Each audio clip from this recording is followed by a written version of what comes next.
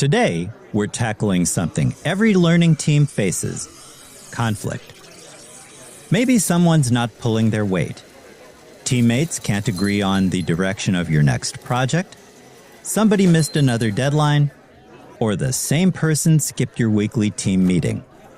You know the drill. But here's the thing.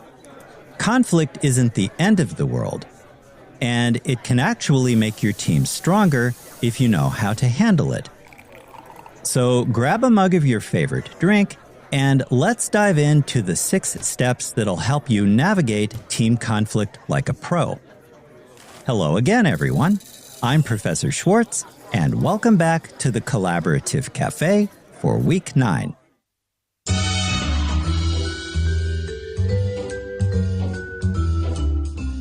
Welcome to the Collaborative Café, where we brew up innovative approaches to student collaboration and development of 21st century skills.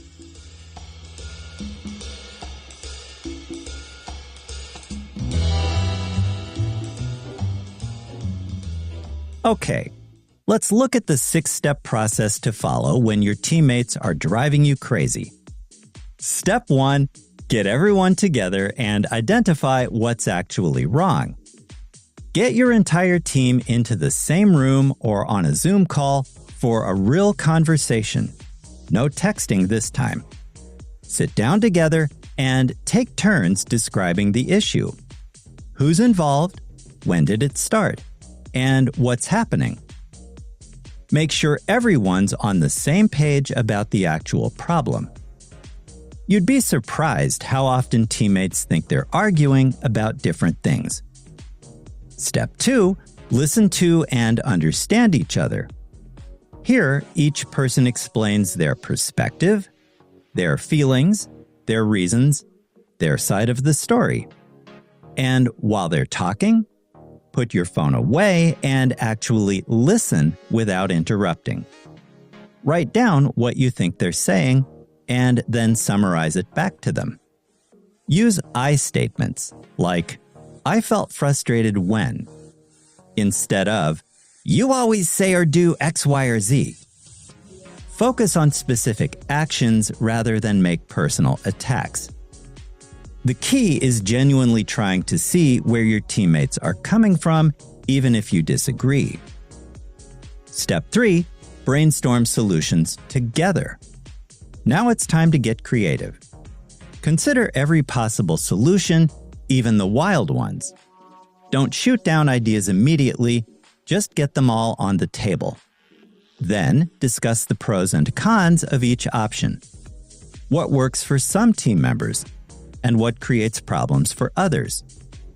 Keep it respectful, though, and assume everyone's acting in good faith. Remember, you're not trying to win an argument, you're trying to fix a problem. Step 4, choose one solution and make a plan to implement it. Here's where your team commits. Pick the solution that best addresses everyone's concerns. You'll need to compromise here, and that's okay. Nobody gets everything they want, but everyone should feel heard. Once you've agreed, get specific. Who's doing what? And when should it happen? Write it all down. This is where talk turns into action.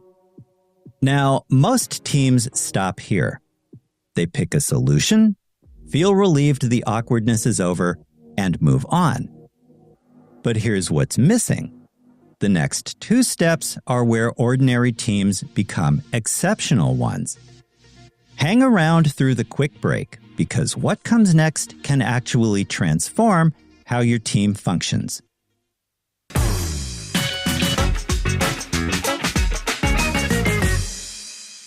Welcome back. Let's move on now to step 5, follow up and evaluate. Schedule a team check-in 7 to 10 days later. Is the solution your team devised working, or are there still issues? The follow-up shows each other that you're serious about making things better within the team and gives your team a chance to adjust. And here's the reality. This step separates teams that solve problems from teams that just brush them under the carpet. Finally, we reach the most powerful step, the one that separates good teams from great ones. Step 6, reflect, learn, and transform. After everything's resolved, debrief together and ask each other what worked well and what would we do differently. How can we avoid the same conflict in the future? And here's the most important part. Celebrate the fact that you worked through the conflict together.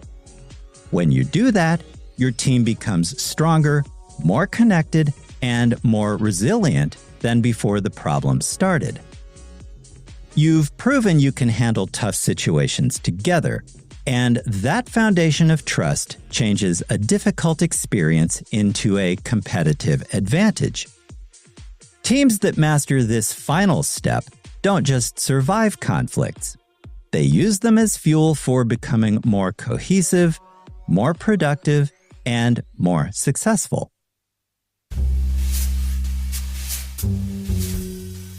You're listening to the Collaborative Café, where we brew up innovative approaches to student collaboration and development of 21st century skills.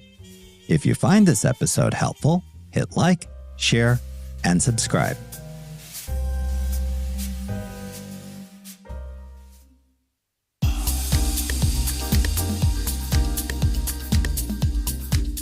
Learning to navigate conflict effectively is a life skill that'll serve you way beyond IAH 241D, Henrik Ibsen, and society. You're building problem-solving abilities that employers care about. You're developing emotional intelligence and learning to communicate when stakes are high. You're also becoming more resilient and adaptable. Plus, when you successfully work through disagreements, your team becomes more cohesive and productive than before. These kinds of skills will help you in every collaborative project, job, and relationship you encounter moving forward. Look, addressing conflict is uncomfortable, but avoiding it makes things worse. So the next time your team hits a rough patch, remember these 6 steps.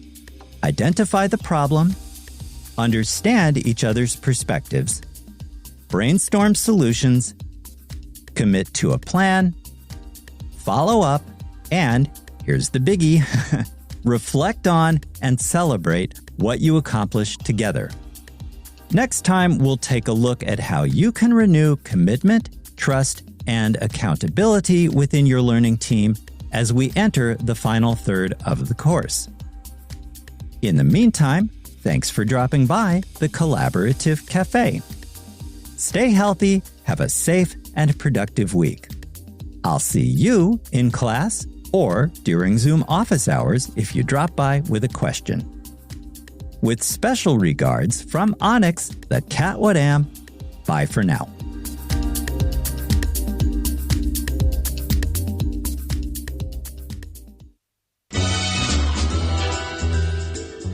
Thanks for dropping by the Collaborative Café. See you again soon.